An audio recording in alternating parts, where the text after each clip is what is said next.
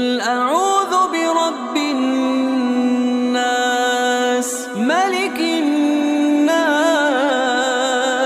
إله الناس